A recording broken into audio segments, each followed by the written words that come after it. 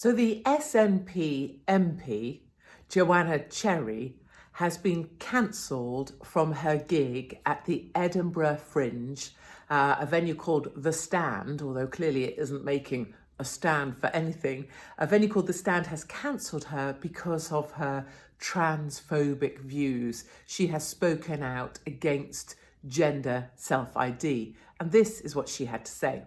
This is an affront to free speech, and it's also discriminatory. And it is. It is an affront to free speech, and it is also discrimination. This is what so many of us have been challenged with for the last, in my case, decade or so, is venues pulling. Despite, for example, recently in Stafford, where I've sold out to 500 people and they've paid for their tickets, those people don't get a voice.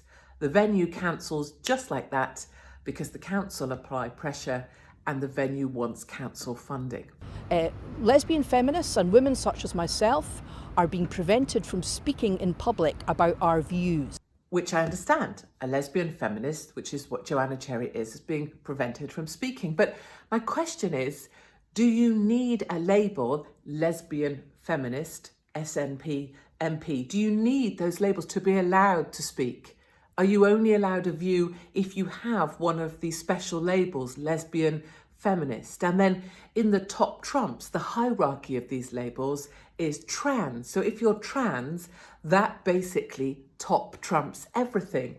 And I guess my question to Joanna Cherry would be, does this only matter now because it's happening to you? Would you, for example, back my right to do my stand-up show, which is just laughter, mostly at me?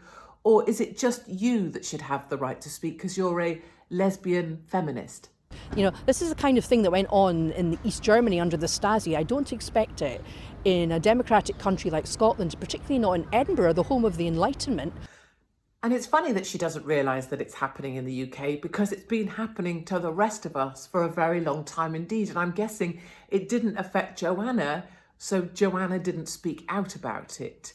You know, it didn't affect me, so I continued to self-preserve for another day. And I'm not attacking her. She has been cancelled.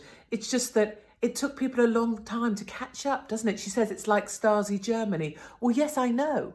People that speak of inclusivity, people who speak of positivity, they're only inclusive or positive as long as you think exactly the same thing as them. As long as you agree entirely with every single thing they think.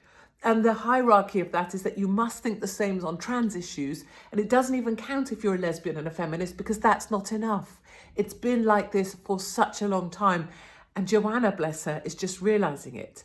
What she's also been shocked by is the cowardice of the venue, the cowardice of people around her. And she's been shocked by people telling her they agree with her in private, but in public, they'd rather keep a low profile and say nothing to self-preserve for just one more day.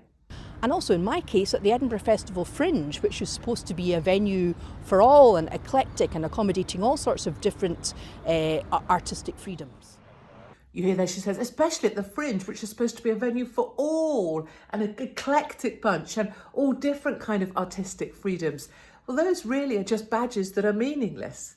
Because unless you agree with what everybody else thinks at the Fringe, unless the staff at the venue approve of all of your thoughts, even if you had them 10 years ago, or one quote that was taken out of context, unless the staff approve of you, the venue can just pull.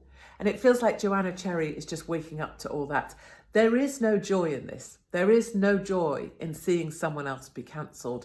But there is a kind of reinforcement of the pattern that we see over and over again, which is venues being able to pull ticket holders who have had the freedom to choose taken away. They don't even get a voice.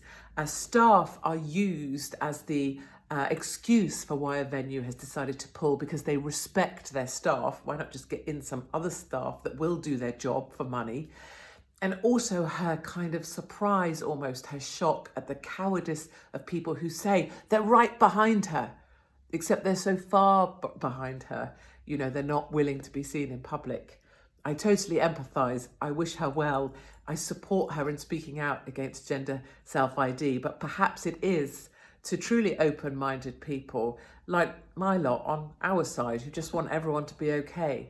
Maybe she's looking for support in the wrong places.